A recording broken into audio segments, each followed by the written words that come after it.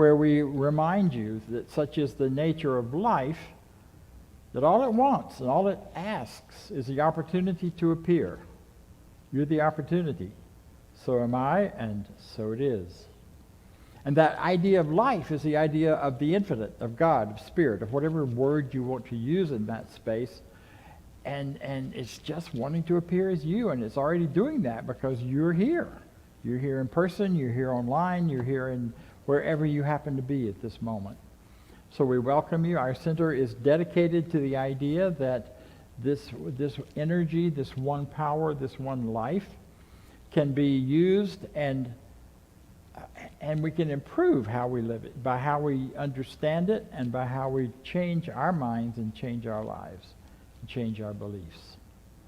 So whoever you are, if you are on the planet, even if you're off the planet and you're listening in, then you are an expression of the divine, regardless. And therefore we honor you, we recognize you, we celebrate your life, whatever shape it has taken. We recognize our hurts and pains, whatever they have been. What? Well, okay, don't exit, ignore that sign.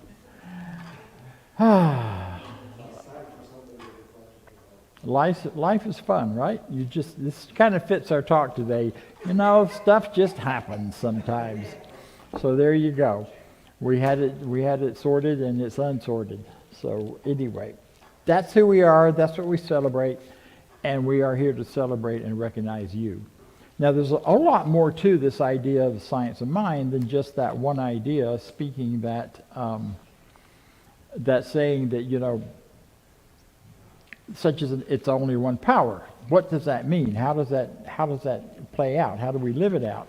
That gets answered easily and freely by so many ideas and teachings and principles and laws and spiritual understandings that we take forward.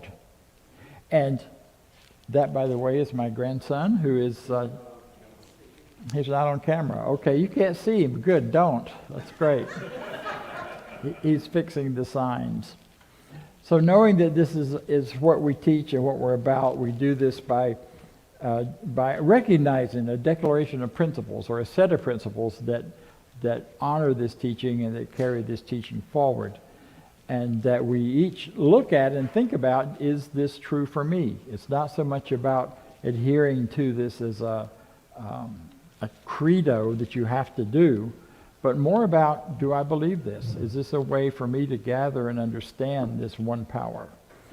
You know, there are a lot of versions of this New Thought teaching. Some are, they're just different.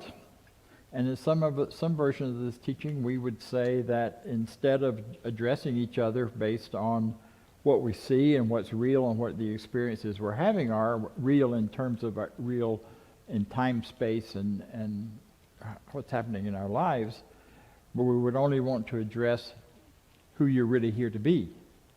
So we'd only address you from the divine higher perspective. Kennedy Schultz used to tell a story about that. He was my teacher, and he's still alive and well in here somewhere talking.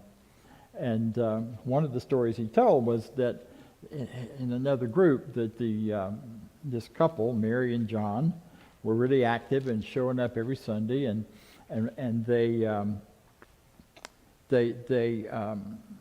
started missing. John started missing some Sundays, and Mary would be there, but John wouldn't be there. And so her friends came over and said, you know, where's John? Well, John's not feeling so well today. Oh no, that's not so. He just thinks he doesn't feel good. Well, the next week, Mary's there by herself again. She says, you know, or her friends say, where's John? And well, John's really sick. Been sick for a while. No, he's not really sick. He just thinks he is. And then Mary didn't come back for several weeks. And when she did come back, they asked her, so where's John? Well, John thinks he's not on the planet anymore. John thinks he's died.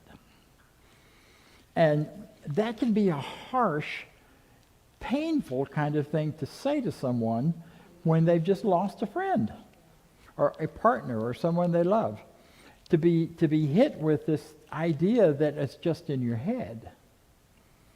And I love what you were saying about victimhood. Victimhood is a real thing that happens to people. And we have choices as we move through that about what to do with it. We can carry it forward into our lives forever and always see the world as being a dangerous place that's going to victimize us.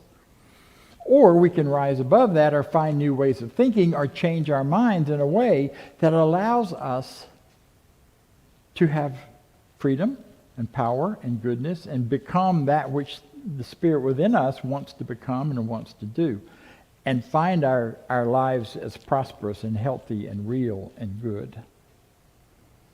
So as we face these realities, one of the things that's so important to me in the Science of Mind textbook, and when I first read it, it was what kept me coming back, is what we do is we look any discordant fact in the face, anything that shouldn't be, that just seems like it's wrong, that seems like people are getting hurt, seems like we are disconnected somehow from each other. Any discordant fact, straight on in the face, and no better.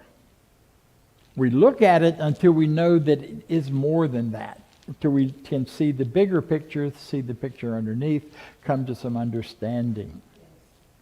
That's our purpose, that's our goal, and that's a big part of what makes a difference in our lives. See, we have to get a perspective where eventually we can see our lives and the lives of others from the perspective of the infinite. That amazing, broad view that sees all things as good, that sees all things as right, and sees all things as being done for us and not to us, and being done in order to guide us, for us to find the guidance to get to a greater, higher understanding of ourselves. At this time, on this planet, in this world, and in this life. So, as Barbara said, this is the week we start looking at home. We start looking at holidays. We start looking at, and there was a time in my life when I was younger that this is the talk where I started talking about how do you deal with home. But then I remember other people still dealing with that. My home's long gone. So I deal with home by the home I've created here. And I love to say, I used to work in alcohol and drug rehab programs, and I did the spiritual counseling in some of those. And I always said to the people, everybody comes from a dysfunctional family. And so people got very upset with me. Then I flipped it over and said, and everyone comes from a very functional family. And they got upset with me. Because both things are true. And they seem to be contradictory, but they're really not. Because in every family, in every situation of home, in every situation we have grown up and lived through, there has been a level of function and a level of dysfunction. My family was great at protecting ourselves from anybody else. Weren't so great at protecting ourselves from each other, however. So all of this kind of stuff, we were great at putting food on the table and making sure it all looked good, even though perhaps inside it wasn't always so pretty. So I'm not so interested in going down that dysfunctional road, although I say that to say whatever you're dealing with, whatever hurt, whatever pain, whatever past is there, it's significant and it means something and it deserves your attention long enough to heal it and to move on beyond it. There's a condition now that was named in 1995, which was called ACE, Adverse Childhood Experience. And the CDC, along with Kaiser Permanente, national, worldwide perhaps, did a whole study and came up with this thing that said this is a real condition and is the cause to one of the primary causes of illness and death. Were adverse childhood conditions. And they categorized them and went through all the different kinds of things. Before we had that title, I was working as a therapist and working with people who'd been through all sorts of things like that. Why? We're teaching about goodness, about life, about oneness. Why? Ernest Holmes answers that question in one of his books. You'll see it on the screen. Why all the suffering, sorrow, and pain? Why has tragedy accompanied the journey of man, and I would say humanity? There's no other way through which true individuality can evolve. Now that take a little thinking about, and I hope if nothing else that will spur you to think about that. Because if we do not have the freedom to evolve by discovering the good and the bad and the pain and the suffering and the joy and the happiness of our lives, then we don't find out who we are. We're automatons, or automatons, one of those. Automatically walking in lockstep with the idea of goodness and truth and never have a chance to question it, so we would lose our individuality. But in a perfect world where we are the embodiment of the infinite with all of its characteristics, including its individual freedom to manifest and to create universes, we have to have that element of ourselves too. And so all of the hurt and pain, one of the beautiful things I remember him saying is, the same law that we use to create goodness and joy and wonder is the one that we also use without knowing it to create our own suffering, pain, and hurt. Now, we don't create all those things that happen to us every time. Believe me, I don't really believe that. There is real victimization that goes on. But we do create how it continues to play out in our lives.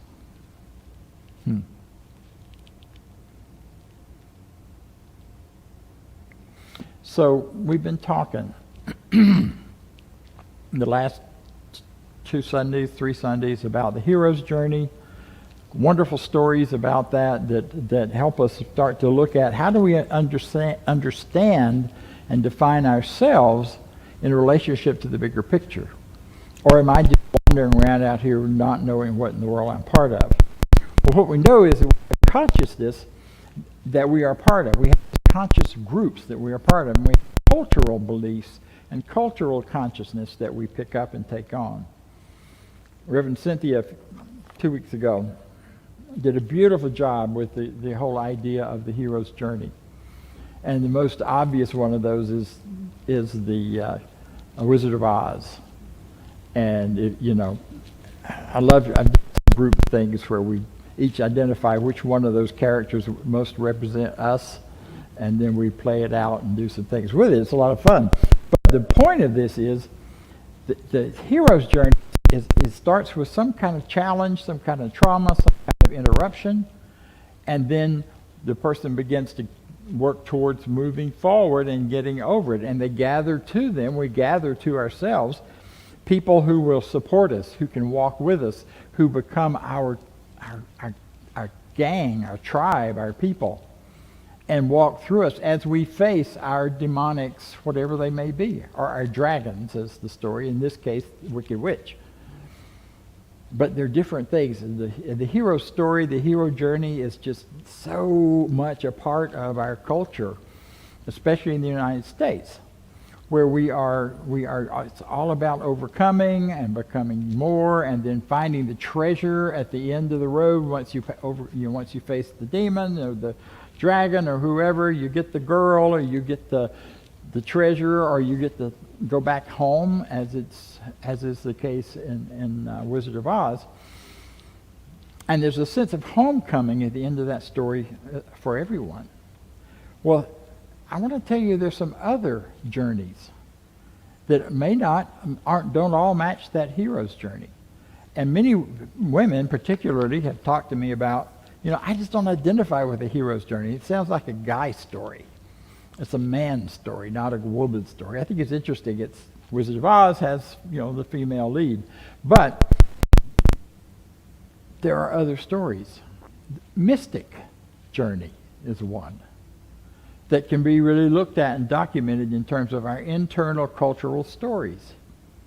That's the person who awakens to this heightened sense of reality from the very beginning.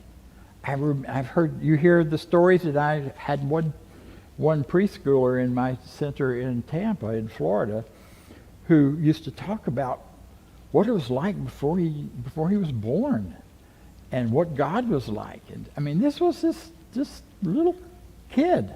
Nobody coached him in any of that. He just started talking about it. And he grew on older into a weird, deep awareness of this mystical connection with people on the other side, and with God and with life. And his journey was very different, because then he went through a period of doubting the validity of what he'd said and seen, along with the people around him sometimes. But he moved through that, and then with time, that journey means you find the teachers to support you and help you understand what's happening to you. This is a shamanic journey, which most primitive cultures have, which is very different from the hero story, because it's an early awareness that you're different, that you don't match the rest of people. And the way you hear people talking, perhaps in your family or otherwise, it doesn't sound right. It doesn't match, doesn't fit. And the shamanic then begins to dream of inner powers and sacrifices. And in fact, many times a child on that shamanic path, or an adult on that shamanic path, ends up being the go-between that's supporting their families, that's supporting and carrying the brunt of the pain for other people. They're often called scapegoats in certain families and certain systems. They dream of this inner power, and they feel outcast and other. And they can't quite explain it sometimes. Many, many, many gay people in our culture are on that shamanic journey. Because from the very young age, they feel different and estranged, and yet they don't have words for it. They don't know how to claim it, because it's too little and too young to be about sexuality. It's about identity. And so they carry it forward. And it scares people, as we saw, I just heard about last night in southern Colorado, a very conservative area where some folks were really hurt, killed. Another journey that people take is called the artist's journey. And the artist's journey is interesting because from a very young age, or from whenever someone gets on that artist's journey, they start seeing the world in shapes and forms. And they see colors in a different way. They mean something different. They see life in a different way. They begin to recognize that the pictures that other people see are shapes and forms to them that can be very different. And then the artwork becomes all-consuming. It's like you got to do it. Can't not do it. Got to be in there doing it. And it takes you right out of time and space. You're just there with the art and moving with it and going with it. And the beautiful, powerful, important thing with all of those journeys is that the solution to whatever the challenges are, whatever the interruptions are the social connections that people build. Whether you're the hero with the Tin Man and the Scarecrow following you around, or whether you're the shaman who discovers some people who also think like you do, who can validate some of those shamanic senses and feelings and recognitions. Or the mystic who finds words and language and a group to be part of. Or the artist who gloms up and gets connected with other artists. And then their creativity can flourish, and who they are as spirit, as God, as life begins to come forward and come out. And they can begin to grow and heal and move into a whole other place of being, another way of being. All of those journeys in common are about recognizing, facing the challenges, whatever they are, and then moving beyond them. We do that with what we think, what we believe, and by facing our fears. Fear, false evidence appearing real. Joseph Campbell says this. He says, the cave that you fear holds the treasure you seek. And that just really annoys me. the things that I just don't want to look at and get closer to really do have the answers for me, or the treasure for the next part of my growth and the next part of my moving forward. I just assume it were somewhere else. But it's not. It's that story where the idea that the divine was trying to decide where to hide the Spirit of God, and they figured the best place to hide it was inside human beings, because nobody else, that would be the last place they'd think to look. And yet it's the first place we teach that it is and belongs, and it's here and it's now. Carl Jung added to this and said, I am not what happened to me. I am what I choose to become. Psychiatrist from the last century, already talking and seeing that. And here we are bringing it forward. The ideas from Joseph Campbell are ancient, as long as we've been doing work and trying to understand ourselves and bring ourselves into life. So it's so important, because we form these social groups, and we find our peers, and we connect. And in that process, it's our love of those folks. It allows us and to motivates us to move to the next level.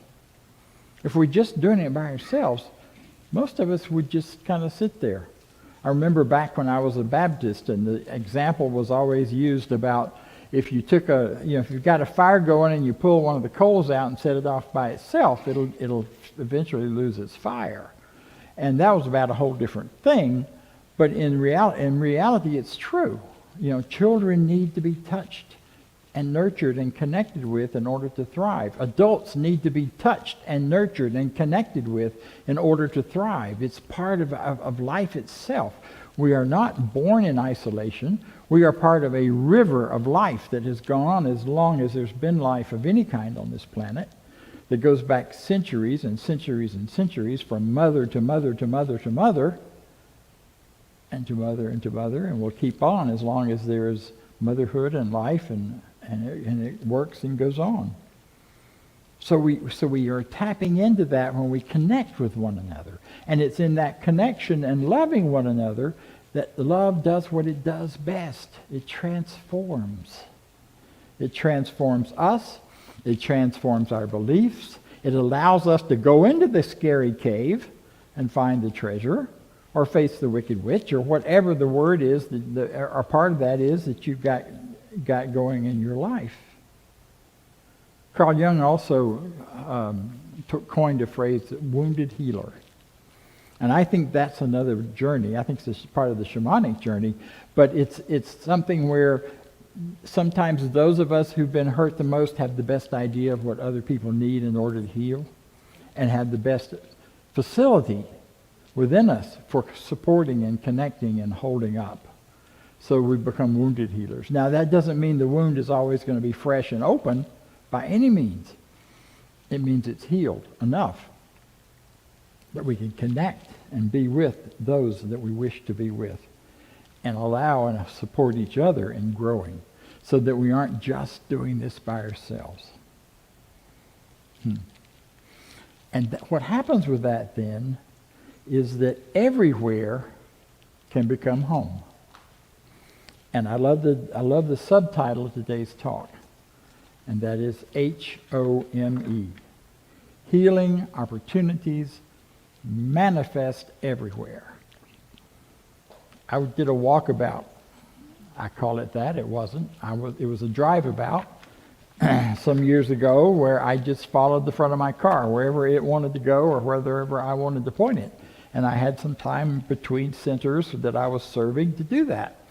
And I was fully present in the present. Where do I need to go? Where do I want to go today? And I will tell you that the opportunities for life to be right there, for healing opportunities to show up. I wasn't sure I wanted to keep teaching or being a minister. And I landed at the Grand Canyon, got stuck there because I didn't have the money to go anywhere else. So I worked there, and the next thing I know, somebody in the dining hall is talking to me about universe. young kid.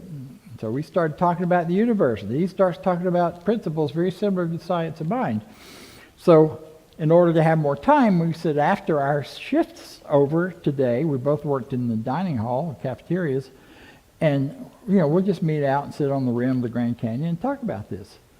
Well, 4 days later, I had 25 kids in their early 20s sitting on the rocks, hanging off the side of the canyon, talking about spirituality, universal living, universal life.